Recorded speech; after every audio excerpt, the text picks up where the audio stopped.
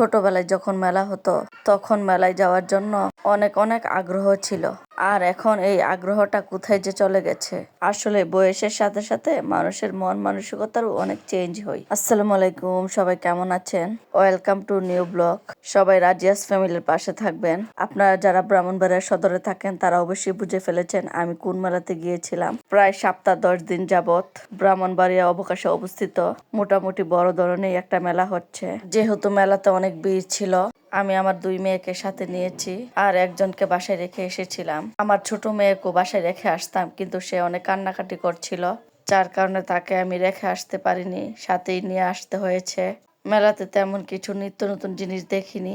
সচরাচর বাণিজ্য মেলাতে যা উঠে মোটামুটি এটার মধ্যে তাই উঠেছে, কিন্তু বাণিজ্য মেলা আরো অনেক বড় হয়ে থাকে। বাণিজ্য মেলার তুলনায় এই মেলাটা তেমন বড় না, মোটামুটি ছোটই ছিল। ঘোরাফেরার ফাঁকে দেখি একটা দোকানে 250 টাকা করে টপস বিক্রি করছে। বলছিল 2টা টপস নিলে নাকি 400 টাকা নেওয়া যাবে, কিন্তু টপস গুলো একদম নর্মাল ছিল, যার কারণে কেনা হয়নি। অনেক অনেক ধরনের ব্যান্ড, ক্লিপ, বিভিন্ন রকমের কসমেটিক উঠেছিল এই দোকানে। আমি এখানে কিছুক্ষণ দেখে তারপর চলে গেলাম অন্য একটা দোকানের মধ্যে। যেহেতু কসমেটিকের অনেক দোকান উঠেছিল, আর একটা দোকানের মধ্যে গিয়ে দেখেছিলাম কসমেটিক 30 টাকা 40 টাকা করে ক্লিপ বিক্রি করছিল। সাথে নানা রকমের চামচও উঠেছিল, চামচগুলো নকশা করা ছিল। এখানে এসে দেখছিলাম সুন্দর সুন্দর ব্যান্ডের কালেকশন ছিল, কাটা বেনও নানা রকমের ছিল। যেহেতু আমার ঘরে অলরেডি অনেক অনেক কাটা বেন ছিল, যার কারণে আমি কিনিনি। খাবারের দোকানে বার্গার বিক্রি করছিল, বার্গার গুলো দেখে আমার কাছে কেমন যেন লাগছিল। চলে আসলাম এইখানে। ঘরের নানা রকমের ব্যবহারের অনেক জিনিস বিক্রি করছিল, প্রত্যেকটা জিনিস নাকি 120 টাকা করে কেনা যাবে। মোটামুটি কাপগুলো সুন্দরই ছিল। তারপর হাঁটতে হাঁটতে ভিতরে চলে গেলাম, গিয়ে দেখি এখানে পানিপুরি বিক্রি করা হচ্ছে। যেহেতু আমার বোনকে নিয়ে গিয়েছিলাম, সে এই মহিলার কাছ থেকে নাকি অনেক পানিপুরি খেয়েছে। ওনার পানিপুরি নাকি খেতে অনেক টেস্ট, যার কারণে ওনার কাছ থেকে আমরা পানিপুরি খেয়ে নিলাম। যেহেতু পানিপুরি গুলো মোটামুটি জাল ছিল, আমার ছোট মেয়ে খেতে পারবে না, যার কারণে ওকে মিষ্টি পানিপুরি বানিয়ে দিয়েছিল। আমার ছোট মেয়েও খুব মজা করে পানিপুরি খেয়ে নিল 2টা। আমরা সবাই মিলে কিছুক্ষণ দাঁড়িয়ে এখানে পানিপুরি খেলাম। আমার কাছে মোটামুটি ভালোই লেগেছিল।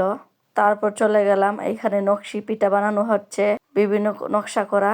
এগুলা দিয়ে নাকি অনেক সুন্দর সুন্দর নকশা পিঠা, সন্দেশ আপনারা আপনাদের পছন্দ অনুযায়ী নকশা করে ডিজাইন করে বানাতে পারবেন। তারপর চলে গেলাম, এখানে ছিল মাটির নানা রকমের হাঁড়ি পাতিল। যেহেতু আমার ঘরে অনেক অনেক মাটির হাঁড়ি পাতিল ছিল, যার কারণে এখান থেকে আর কেনা হয়নি। আমার বোন বলছিল আর দেখতে হবে না, এখন চলে যাই। আমি বলছিলাম যেহেতু মেলাতে এসেছি পুরোটা মেলা দেখে যাই, আর নতুন নতুন কোনো কিছু পাই কিনে কেনার জন্য।